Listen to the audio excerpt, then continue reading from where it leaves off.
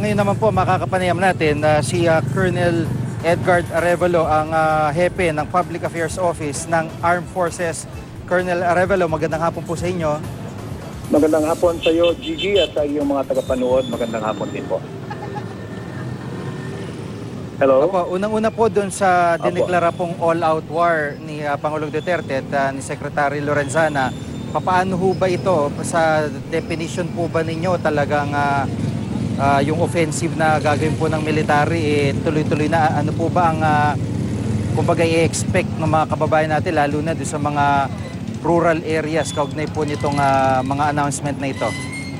Well, pag sinabi po natin, unang-una po nalulungkot po tayo na dumating tayo sa ganitong punto na kailangan nating mag-conduct ulit ng combat operations. And now that the order was to conduct all-out war, ang ibig pong sabihin ng all-out war na yan sa amin ay ang ating pong paggamit ng lahat ng resources ng ating pamahalaan para talunin ang New People's Army. Kasama na po dito ang pagdideploy natin ng ating mga elite units buhat sa Army, sa Navy Marines at sa Air Force para gamitin sa combat, intelligence, and civil military operation.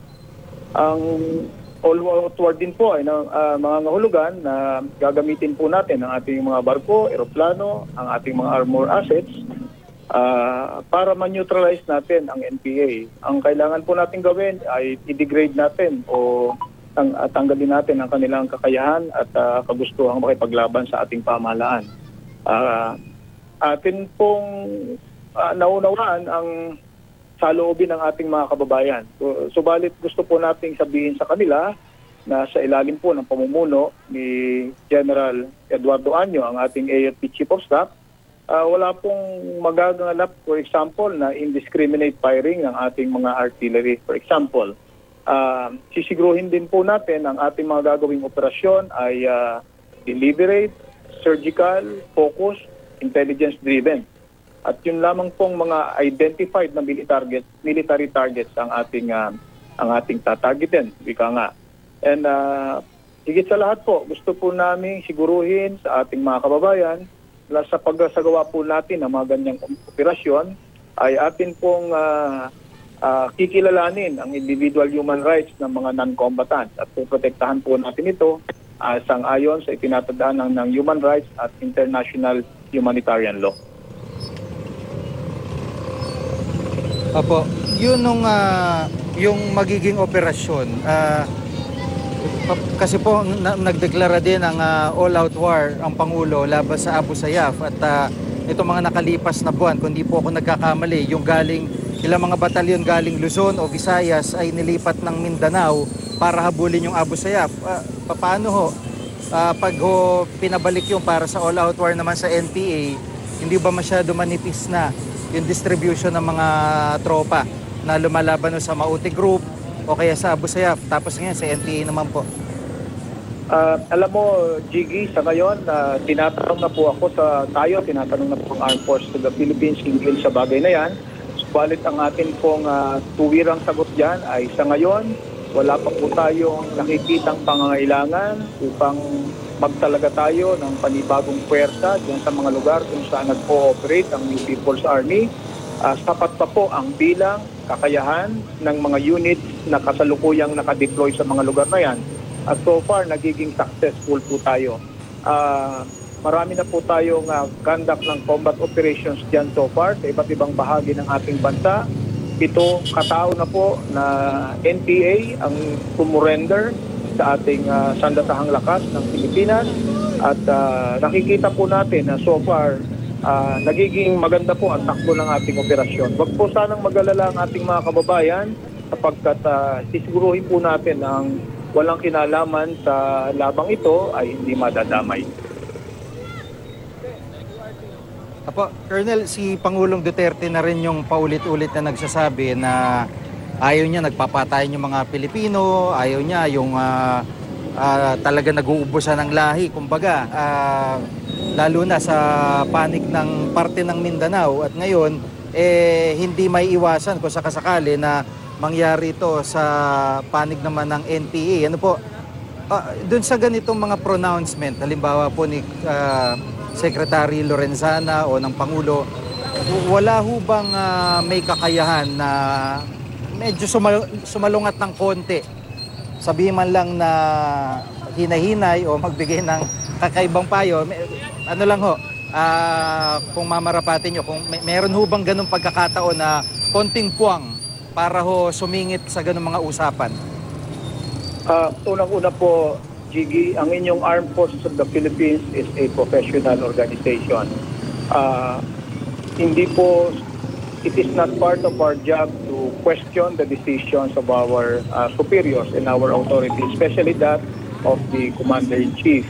Ang pwede ko lamang pong banggitin sa inyo is so far as the Armed Forces of the Philippines is concerned, kung meron po tayong kailangan pagdidebate, pagpaplano, pagtatalo-talo, hinggil sa kung anong aksyon ang dapat gawin, paano dapat isagawa. For example, ng isang operasyon, ginagawa po natin yan hanggang sa punto na pwede tayong nagsisigawan o nag-aaway.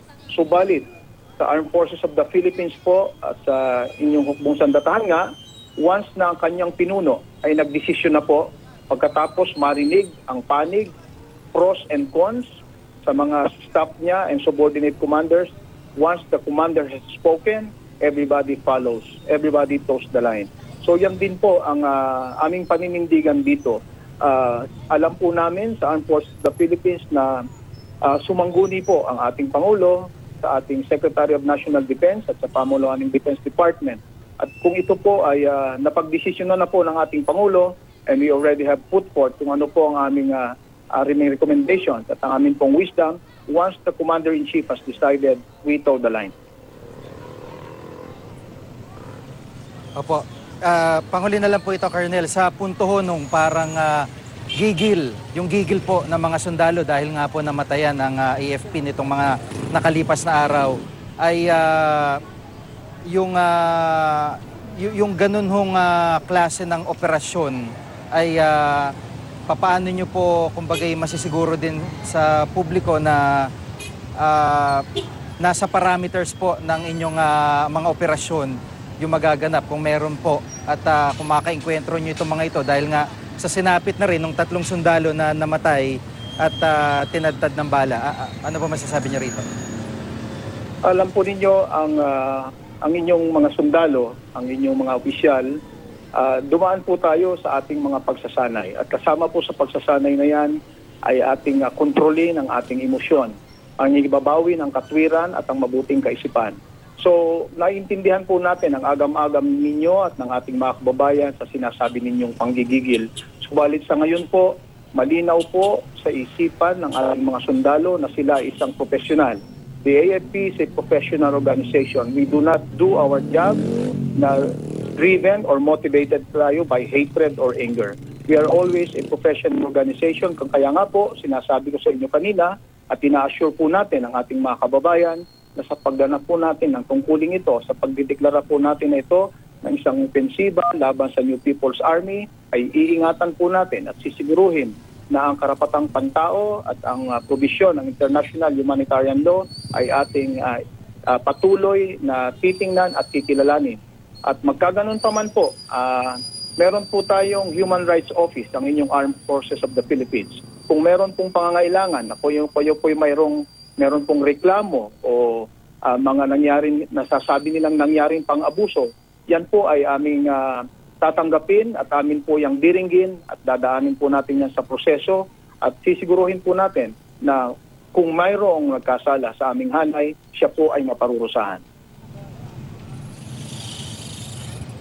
Salamat po sa pagkakataon si Colonel Edgard Arevalo, Hepe ng Public Affairs Office ng AFP. Maraming po salamat. Maraming salamat, Jiggy, at magandang hapon po.